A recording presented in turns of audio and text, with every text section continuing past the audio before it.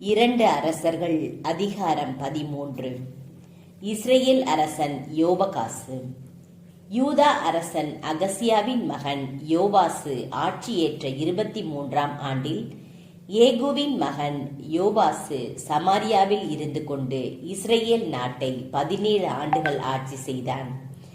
அவன் ஆண்டவரின் பார்வையில் தீயதனப்பட்டதை செய்து வந்தான். இஸ்ரேலரை பாவத்திற்கு உள்ளாக்கிய நெபாற்றின் மகன் யெரொபெயாமின் பாவ வழியிலேயே அவனும் நடந்து வந்தான். எனவே ஆண்டவருக்கு இஸ்ரேல் மீது சினம் மூள அவர்களை சிரியா மன்னன் அசாவேலின் கையிலும் அசாவேலின் மகன் பெனதாதின் கையிலும் நீண்ட நாள் விட்டுவிட்டார். ஆனால் யோபகாசு ஆண்டவரின் கருணை பார்வையை நாட ஆண்டவரும் அவனுக்கு செவிசாய்த்தார். ஏனெனில் சிரியா மன்னன் பிடியில் இஸ்ரேல் நசுக்குண்டு கிடப்பதை அவர் கண்டார். இஸ்ரேலுக்கு ஆண்டவர் ஒரு மீட்பரை தரவே இஸ்ரேலர் சிரியரின் பிடியினின்று விடுதலை அடைந்தனர். இஸ்ரேல் மக்கள் முன்னைய நாள்களில் இருந்தது போல் தங்கள் சொந்த வீட்டில் குடியிருந்தனர். ஆயினும் இஸ்ரேலை பாவத்திற்கு உள்ளாக்கிய யெரொபெயாம் வீட்டாரின் பாவ வழியை விட்டு விலகாது வாழ்ந்தனர். மேலும் அசேரா கம்பம் சமாரியாவில் இன்னும் நின்று கொண்டிருந்தது. யோவாசுக்கு அவன் குடிகளுள் 50 குதிரை வீரரும் 10 தேர்களும் 16,000 காலால் படையினருமே எஞ்சியிருந்தனர். ஏனெனில் சிரியா மன்னன் அவர்களை அழித்து போரடிக்கும் களத்துக்கு தூசி போல் ஆக்கியிருந்தான். யோபகாசின் பிற செயல்களும் அவன் செய்தவை யாவும் அவன் பேராற்றலும் இஸ்ரேல் அரசர்களின் குறிப்பேட்டில் எழுதப்பட்டுள்ளன அல்லவாம். யோபகாசு தன் மூதாதையருடன் துயில் கொண்டு சமாரியாவில் அடக்கம் செய்யப்பட்டான். அவனுக்கு பின் அவன் மகன் யோவாசு அரசனானான். இஸ்ரேல் மன்னன் யோவாசு. யூதா அரசன் யோவாசு ஆட்சியேற்ற 37ஆம் ஆண்டில் யோபகாசின் மகன் யோவாசு இஸ்ரேல் நாட்டின் அரசனாகி சமாரியாவில் இருந்து கொண்டு 16 ஆண்டுகள் ஆட்சி செய்தான். அவன் ஆண்டவரின் பார்வையில் தீயதனப்பட்டதை செய்தான். இஸ்ரேலை பாவத்திற்கு உள்ளாக்கிய நெபாற்றின் மகன் யெரொபெயாமின் பாவ வழியில் நடந்து வந்தான்.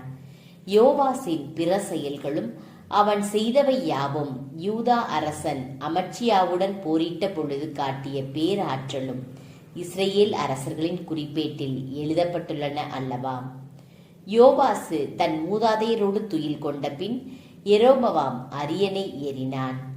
யோவாசு சமாரியாவில் இஸ்ரேலின் அரசர்களோடு அடக்கம் செய்யப்பட்டான். எலிசாவின் இறப்பு. எலிசா நோயினால் பாதைப்பட்டு சாக கிடந்த பொழுது இஸ்ரேலின் அரசன் யோவாசு அவரிடம் சென்று, என் தந்தாய், என் தந்தாய், இஸ்ரேலின் தேரே, அந்த தேரின் பாகனே என்று அவருக்கு முன்பாக கதறி அழுதான். எலிசா அவனை நோக்கி, வில்லையும் அம்புகளையும் எடுத்துக்கொள் என்றார். அவ்வாறே அவன் வில்லையும் அம்புகளையும் எடுத்துக்கொண்டான். அப்பொழுது அவர் இஸ்ரேலின் அரசனை நோக்கி, வில்லை உன் கையால் வளை என்றார். எலிசா தம் கைகளை அரசனின் கைகளின் மேல் வைத்து அவனை நோக்கி, கீழ்ப்பக்கமுள்ள பலகனியை திற என்றார். அவன் அதை திறந்தவுடன் எலிசா, ஓர் அம்பை எய் என்றார். அவனும் அவ்வாறே எய்தான். அவர், இது ஆண்டவரது மீட்பின் அம்பு, சிரியர் மீது கொள்ளவிருக்கும் வெற்றியின் அன்பு. நீ அபேக்கில் சிரியரை முற்றிலும் அழிப்பாய் என்றார். அவர் மீண்டும், அம்புகளை கையில் எடு என்றார். அவற்றை அவன் எடுக்கவே அவர் இஸ்ரேல் அரசனை தரையில் அம்பு எய் என்றார். அவன் 3 முறை எய்துவிட்டு நிறுத்தினான். எனவே ஆண்டவரின் அடியவர் அவன் மேல் சினம் கொண்டு, நீ 5 அல்லது 6 முறை எய்தியிருந்தால் சிரியரை முற்றிலும் கொன்றளித்திருப்பாய். ஆனால் இப்பொழுதோ அவர்களை 3 முறை மட்டுமே முறியடிப்பாய் என்றார். இதன் பின் எலிசா இறந்தார். அவரை அடக்கம் செய்தனர். ஒவ்வொரு இளவேனிற் காலத்திலும் மோவாபிய கொள்ளை கூட்டத்தினர் வந்து நாட்டை தாக்குவது வழக்கம். மக்கள் இறந்த ஒருவனை புதைத்து கொண்டிருந்த போது அந்த கொள்ளை கூட்டத்தினரை கண்டார்கள். எனவே அவன் பிணத்தை எலிசாவின் கல்லறையில் போட்டுவிட்டு ஓடினர். எலிசாவின் எலும்புகளின் மேல் பட்டவுடன் அந்த ஆள் உயிர் பெற்று எழுந்து நின்றான். இஸ்ரேலுக்கும் சிரியாவுக்கும் இடையே போர். யோபகாசின் வாழ்நாள் முழுவதும் சிரியாவின் மன்னன் அசாவேல் இஸ்ரேலேரை துன்புறுத்தி வந்தான். ஆனால் ஆண்டவர் அவர்களுக்கு கருணையும் இரக்கமும் காட்டி அவர்களை பரிவுடன் பாதுகாத்தார். ஆபிரகாம், ஈசாக்கு, யாக்கோப்பு ஆகியவரோடு தாம் செய்து கொண்ட உடன்படிக்கையின் பொருட்டு அவர்களை அழிக்கவோ தம் திருமுன்னின்று தள்ளிவிடவோ இன்று வரை அவர் மனம் ஒப்பவில்லை. சிரியாவின் மன்னன் அசாவேல் இறந்தவுடன் அவன் மகன் பெனதாது அவனுக்கு பின் மன்னன் ஆனான்.